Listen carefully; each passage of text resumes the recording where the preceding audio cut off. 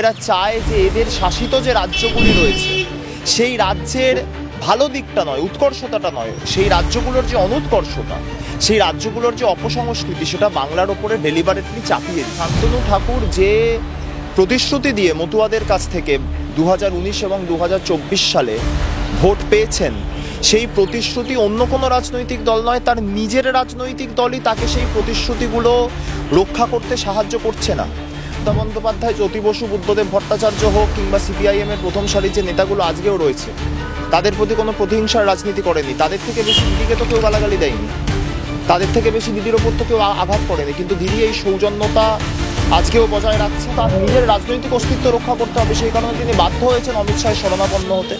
কিন্তু আমরা শান্তনুবাবুকে অনুরোধ করব যে বাংলার একজন মানুষ হিসাবে দয়া করে কোনো বহিরাগতের কাছে নিজের মাথা নত করবেন না।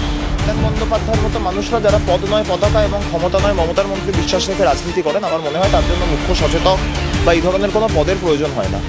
দাদা, আপনি জানেন যে এই মুহূর্তে যে এসআইআর নিয়ে রাজ্য রাজনীতি উত্তাল, তার মধ্যে দিল্লি পুলিশ বাংলাকে বলছে বাংলাদেশি ভাষা, আর তার মধ্যে আজকে অমিত মালবিয়ার যে পোস্ট যে বাংলা কোনো ভাষা নয়, কি বলবেন?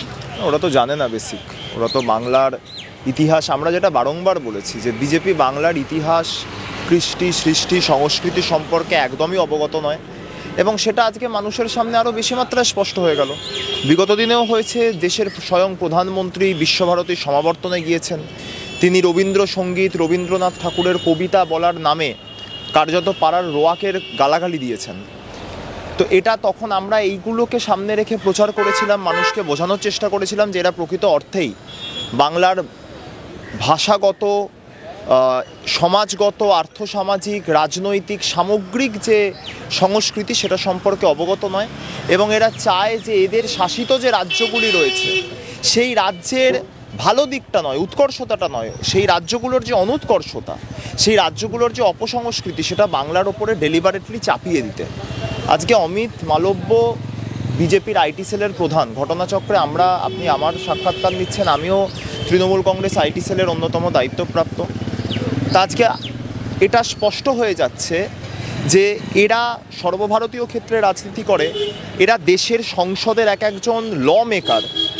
তারা যদি ভারতবর্ষের কোনো একটি ভাষার ইতিহাস সম্পর্কে একদমই অবগত না হয়, তারা যদি ভারতবর্ষের এই যে প্রাচীনতম ভাষা যেটাকে আমরা বলি সংস্কৃত, সেই সংস্কৃত থেকে ধাপে ধাপে পালি প্রাকৃত অপভ্রংশের মাধ্যমে যে বাংলা ভাষার উৎপত্তি, তার যে এতগুলো উপভাষা, রাঢ়ী, বরেন্দ্রী, বঙ্গালী, ঝাড়খণ্ডী, কামরূপী ইত্যাদি ইত্যাদি, এই বিস্তারিত ইতিহাস সম্পর্কে যদি ভারতবর্ষ পৃথিবীর সর্ববৃহৎ সংবিধানসম্মত গণতন্ত্রের দেশ, সেই দেশের লোকসভা, রাজ্যসভার যারা আইন প্রণেতা, যারা সেখানকার সদস্যা, তারা যদি এই সম্বন্ধে না জানে, সেটা আমার মনে হয় দেশের গণতান্ত্রিক স্বাস্থ্যের পক্ষে অত্যন্ত অস্বস্তিকর এবং ভারতবর্ষের সাংবিধানিক যে সার্বভৌম পরিকাঠামো তার জন্য অত্যন্ত অস্বাস্থ্যকর।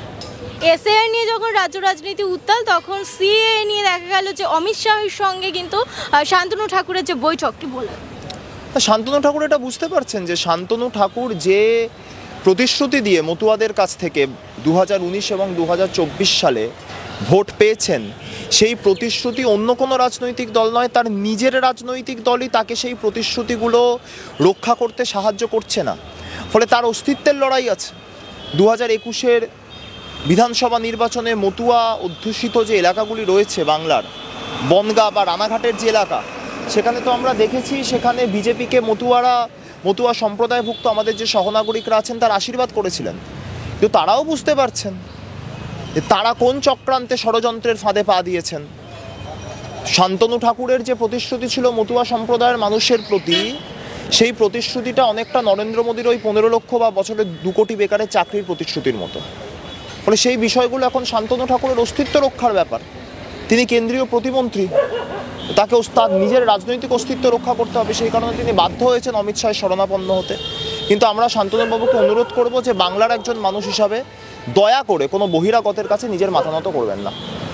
যেদিন মমতা বন্দ্যোপাধ্যায় অভিষেক বন্দ্যোপাধ্যায়কে দলনেতা ঘোষণা করলেন, ঠিক সেই দিনই কল্যাণ বন্দ্যোপাধ্যায় মুখ্য সচেতক পদ থেকে ইস্তফা দিলেন। না, এই বিষয়টা কল্যাণদা বিস্তারিত বলেছেন। কল্যাণ বন্দ্যোপাধ্যায় দলের অত্যন্ত সিনিয়র লিডার, দীর্ঘদিনের সাংসদ। তিনি এই বিষয়ে সংবাদ মাধ্যমে জানিয়েছেন তার গ্রিভেন্সটা, দল সেটাকে অ্যাকসেপ্ট করেছে, দল তাকে ধন্যবাদ জানায়। পদ বড় নয়, পতাকা বড়।